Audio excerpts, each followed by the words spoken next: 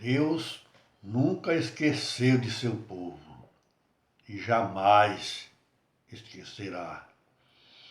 Deus nunca esqueceu de você e jamais esquecerá. Talvez eu falo com você que está passando por alguma dificuldade, algum problema, algum sofrimento e está pensando, aonde está Deus? Será que Deus está vendo a minha dor, o meu sofrimento?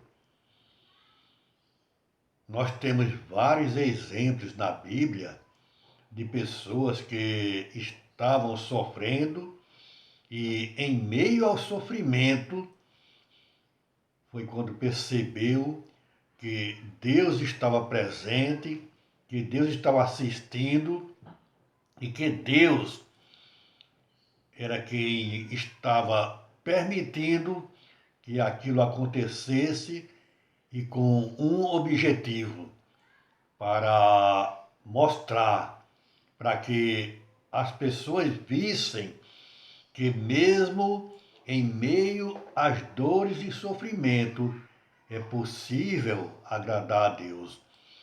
E um dos grandes exemplos é a história de Jó, que quando chega lá no finalzinho da história, Jó chega a admitir: eu apenas te conhecia por ouvir, mas agora os meus olhos te viram. Quando está terminando o sofrimento, Jó admite: eu não conhecia Deus, mas em meio às dores e sofrimento, agora eu sei, Deus, o Senhor existe. E isto é, em meio a muitos outros. Por que não falar de Davi, da história de Davi?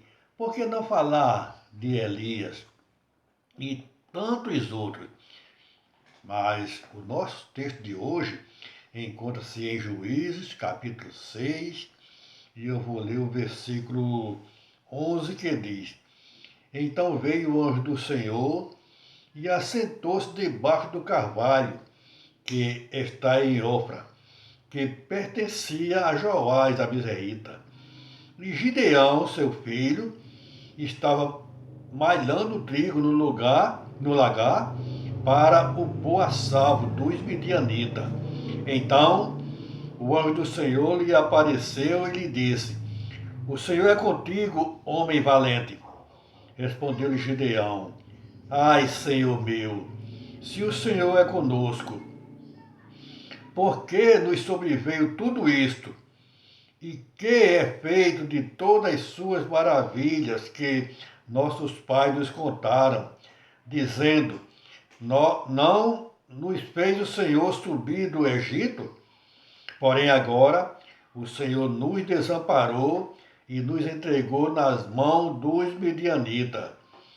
Então se virou o Senhor para ele e disse: Vai dessa tua força e livra Israel da mão dos midianitas. Porventura não te enviei eu? E ele lhe disse: Ai, Senhor meu, como que livrarei Israel? Eis que a minha família é a mais pobre em Manassés, e eu, o menor na casa de meu pai. Tornou-lhe o Senhor: já que eu estou contigo, ferirás os midianitas como se fosse um só homem. Muitas pessoas, muitos religiosos, eu já vi pessoas convidando outras pessoas para ser um revoltado com Deus, como Gideão. Mas o texto, ele prova totalmente diferente daquilo que as pessoas interpretam. O texto mostra que, mesmo em meio às dificuldades, o problema era grave em Israel naquela época. As pessoas plantavam, criavam, e no tempo da colheita, os midianitas vinham e levavam tudo. deixavam eles na miséria, na pobreza. Então, Gideão, ele decidiu a colher a uva antes do tempo, em um lugar onde não era adequado para fazer a colheita, mas ele foi determinado para socorrer tanto ele como a sua família, como o seu povo. E é isso que Deus espera. É isso que o texto está falando e é isso que Deus espera de cada um de nós. Em meio às dificuldades, em meio aos problemas, ao invés de ficar se reclamando, ao invés de ficar questionando a Deus, toma uma atitude, faça algo para ajudar alguém. E na hora necessária, você, ao invés de reclamar, você vê que 2 vezes Gideão clamou ao Senhor. Quando ele mandou que Gideão fosse naquela força dele para salvar os israelitas, ele clama: ai, Senhor meu, como? E no final, ele repete as mesmas palavras: ai, Senhor meu, como eu vou livrar Israel? E a resposta é: eu não estou mandando você, vá, faça. Deus está falando hoje para mim e para você. Não baixe a guarda, não desanima, mesmo em meio às dificuldades.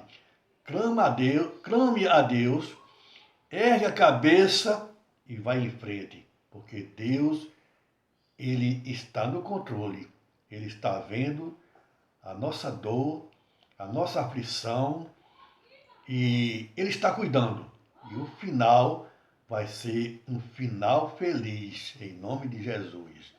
Eu sou Severino Ramos, sou evangelista da Igreja de Cristo que se reúne em Lagoa de Itaenga, uma pequena cidade do interior de Pernambuco, a 70 quilômetros do Recife.